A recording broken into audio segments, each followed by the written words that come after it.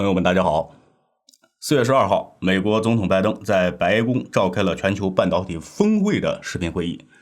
台积电、三星、格罗方格、英特尔、谷歌的母公司阿尔伯特、惠普、美光，全球的芯片巨头基本上都参加了，除了中芯国际没参加。还有美国的汽车巨头也参加了白宫组织的峰会。峰会虽然探讨的是汽车工业近来面临的芯片短缺问题还有美国本土芯片制造业亟待加强的问题，实际上呢是暴露了美国的一项战略就是把全球的半导体工业从设计制造到应用全产业链都集中在美国的控制之下，最好是能集中在美国本土，从而呢能够彻底的孤立中国，使中国半导体行业的追赶之路呢被打断。今天呢咱们就来说一说这个问题分析一下中美双方各自的优劣势。那为什么是中美双方而不是其他的国家和地区呢？也很简单了芯片之争其实大家都知道，芯片之争就是中美之争即使芯片是在台湾地区制造的，那也是中美之争。12号的峰会上拜登手拿着一块晶圆说，今天我收到来自23名参议员和42名众议员的来信，其中有共和党人也有民主党人，他们都支持美国的芯片计划。这个拜登说的是真实的，美国的高层的确是非常希望能够重振美国的半导体制造业。起因呢，表面是因为近来越来越厉害的汽车行业芯片短缺。这次峰会呢，也是借助汽车业芯片短缺的借口召开的。美国的汽车巨头都参加了。其实真实的原因呢，是因为美国本土上的半导体制造业越来越衰退，芯片制造越来越向亚洲集中，加上中国在半导体行业呢又在突飞猛进的追赶，美国就感到了深深的危机感就想借助这次峰会开始整合全球的半导体行业，孤立中国，希望打断中国追赶的步伐。美国现在本土的芯片制造占全球的12%，和中国的份额差不多一样还不如中国。但是呢，我们要承认美国的12%都是自己生产的，大部分是高端芯片。中国的12%呢，大部分都是外资工厂生产的，国产的芯片呢都是中低端的芯片这没有可比性中国比美国还是差得远。但是我们要知道在1990年的时候，美国在芯片制造上全球份额可是37%。1997年呢，它的全球份额甚至超过了50%。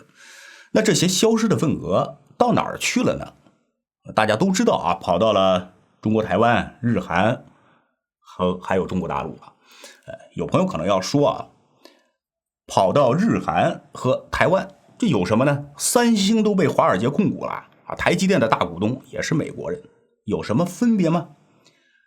但是美国人不放心这离中国太近了。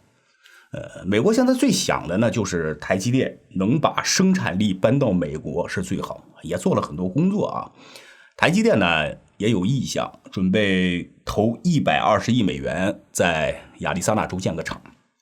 所以呢，拜登在半导体峰会上说芯片问题，特意呢就和美国的最近推出的2.3万亿的基建计划给联系起来拜登表示，芯片、硅晶片、电池宽带都是基础设施，这是在美国国会有广泛支持的一项议题。我们将在半导体和电池领域进行激进的投资。我们需要建立起现代化的基础设施，而不是要去修理那些陈旧的基础设施。中国和世界其他国家都不会等待，我们当然也没有理由等待。从这些表述里边，我们就能明显的感觉到美国是多么迫切希望芯片能够更多的在美国本土制造，并且表示呢为芯片工业提供500亿美元资金。这个立法计划已经获得了跨党派的广泛支持这也是重建美国制造业的重要部分吧。那是不是美国的芯片产业真的就到了必须要这么做的程度了呢？肯定不是的美国的半导体产业包括高端芯片的设计制造能力仍然是世界第一。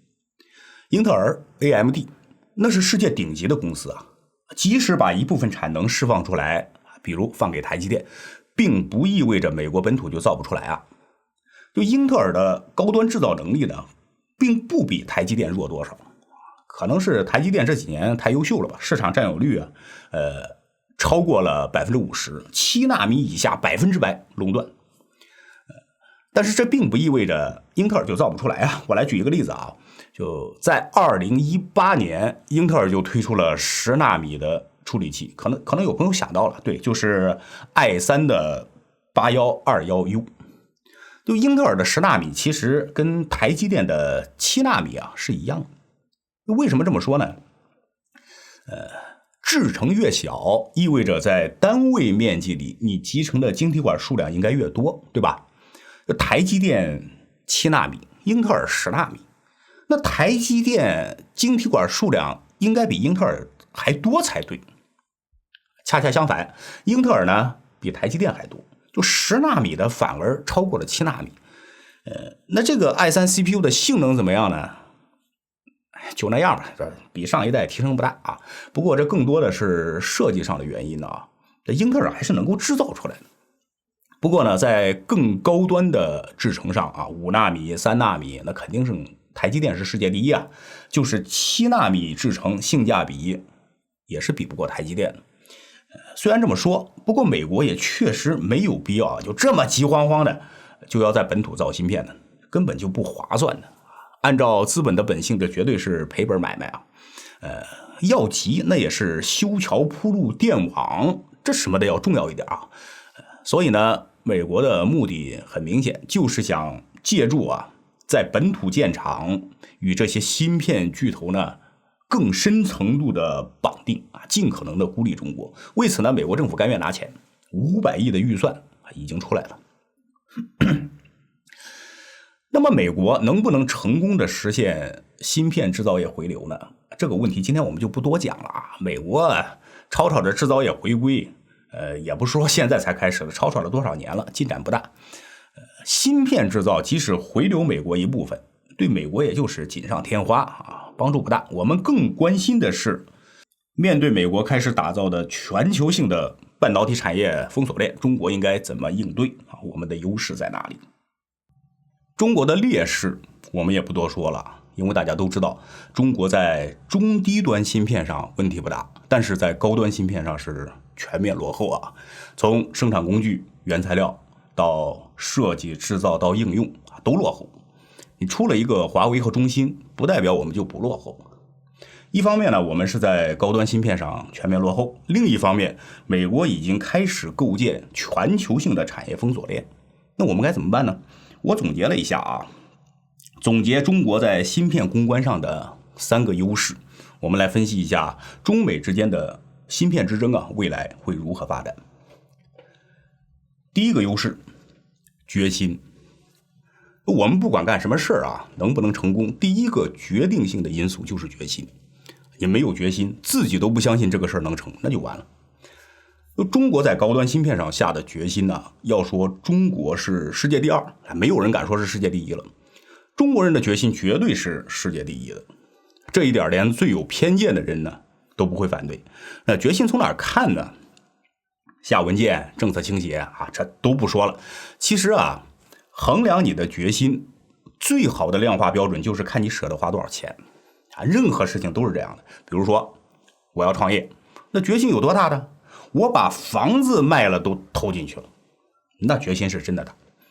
我们看中国为了高端芯片突破舍得花多少钱。先来对比一下吧。就拜登政府呢，为了振兴美国的芯片制造业，计划花多少钱呢？500亿美元，和人民币3300亿吧。这个钱多不多呢？我来举一个例子上海的临港芯片区有一个别称叫东方新港。4月7号举办了上海全球投资促进会集中签约了216个重大产业项目，总投资额高达4898亿人民币。就看过这个新闻的朋友可能要提不同意见说4898亿只是总的投资额呀，芯片行业只是其中的一部分，可没那么多呀。说的对，但是我要提醒一点的是这是一天的投资额，你芯片行业的占比再少500亿总有吧？拜登的500亿美元可是分8年呢，更何况东方新港不是4月7号才开始建的，那去年就已经开始投资建设了，投入已经2000多个亿了，未来还要投入。也就是说呀，中国仅仅一个芯片的产业基地投资就已经超过了拜登政府计划的总投资额了。那中国全国要在高端芯片上投入多少呢？“14·5”规划计划投入1.4万亿美元。中国一个5年规划投入1.4万亿美元，拜登政府呢计划8年投入500亿美元，这中间的差额有多大？28倍。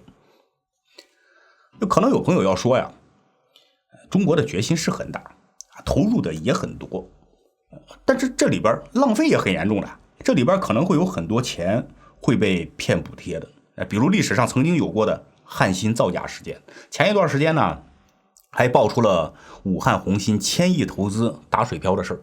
那以后这种事儿保不齐就没有啊，这怎么办？这个话题呢值得我们好好的说一说呀。同时也说说第二个优势，就是人才。就中国搞科技有一个很大的短板，就是急功近利这个我们必须得承认至于说骗子，那哪个国家都有，中国人基数大，骗子也多点，这也正常。就我们不能说骗子的问题你发现了就打击呗，这没有别的办法，总不能说因噎废食，你怕被骗不发展了。就我们今天重点就说一说在科技公关里边急功近利的问题。有一个故事可能很多人都听过，就比如说一条生产线成品包装好就通过流水线，这里边呢可能有空盒需要把它剔出去。德国人怎么办呢？就研发一个检测仪检测出哪个是空盒，然后用机械手把它推出去。那中国人怎么办呢？拿个电吹风在这吹，那空盒直接就被吹掉了。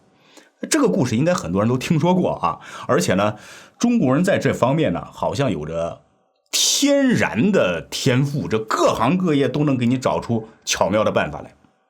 有人就说了你看中国人多聪明，这老外就是死脑子，多简单就是变通一下子的事情，这老外就是想不到。这究竟是个好事还是坏事呢？我跟您讲这种善于变通投个机取个巧并不是一件好事，但偏偏还就是中国人最擅长，这对于技术的发展呢是有害的。怎么就有害呢？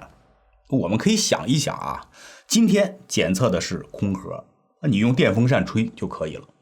明天情况变了，就有一些成品里边分量不够，只装了80%，那也不合格也需要剔除出去你怎么吹？